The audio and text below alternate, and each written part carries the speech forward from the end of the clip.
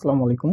আমরা আজকে শিখব পজিটিভ ভার্ব। শুধুমাত্র আমাদের এই একটা ভিডিওর মাধ্যমেই পজিটিভ ভার্ব সম্পূর্ণ শেষ করা যাবে। দেখেন, পজিটিভ ভার্বে এখানে আমি শুধুমাত্র ৩টা রুলস লিখছি। এই ৩টা রুলস থেকে আপনারা পজিটিভ ভার্বের যত প্রশ্ন আছে সমাধান করতে পারবেন। দেখেন, আমরা আগে এই ৩টা রুলস আমরা সমাধান করব বা বুঝাই দিব।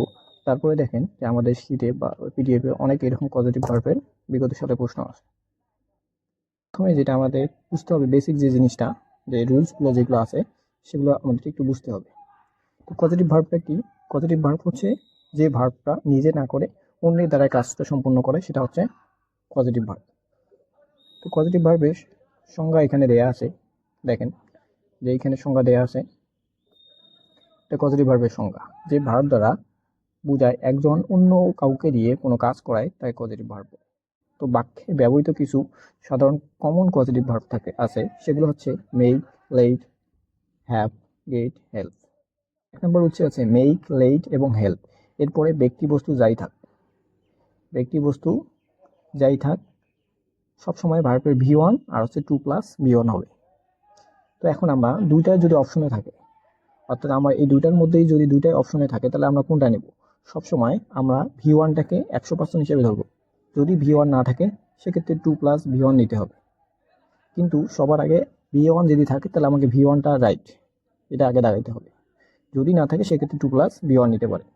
দেখেন, আমাদের একটা উদাহরণ দেওয়া আছে নিচে, I made him clean the room. দেখেন, এখানে হচ্ছে যে মেডটা হচ্ছে কি পজিটিভ ভার্ব, এখানে হিমটা হচ্ছে কি, হিমটা হচ্ছে এখানে অবজেক্ট, মানে এখানে ব্যক্তিবাচক অবজেক্ট হচ্ছে হিম।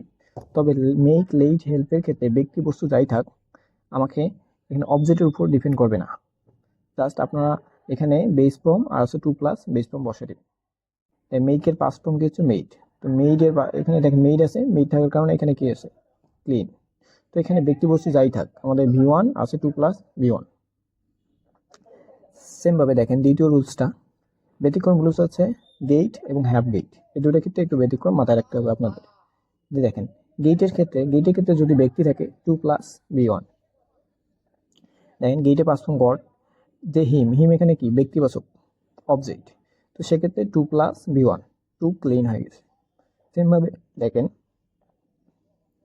যে হ্যাভ এবং গেটের ক্ষেত্রে যদি বস্তু থাকে, শুধুমাত্র বস্তু যদি থাকে সেক্ষেত্রে আপনাকে ভিতরি বসাতে হবে। দেখেন হ্যাভের পাস্ট ফর্ম হচ্ছে হ্যাড, আই হ্যাড, এখানে মাই কার, এখানে কিন্তু বস্তুবাচক অবজেক্ট বলে দিয়েছে, তাই এটা কি হয়েছে ভিতরি হয়েছে, রিপেয়ার্ড। আশা করি বুঝতে পেরেছেন। তো আমাদের এইরকম এই 3টা রুলস দিয়ে আমরা কিন্তু পজিটিভ ভার্ব সম্পূর্ণ শেষ করতে পারি। এরকম আমাদের শত শত নিচে এক্সাম্পল দেওয়া আছে বিগত সালের প্রশ্ন। আমি আপনাদের যদি একটু দেখাই, প্রথমের দিকে পজিটিভ ভার্বের কিছু মুখস্থ আইটেম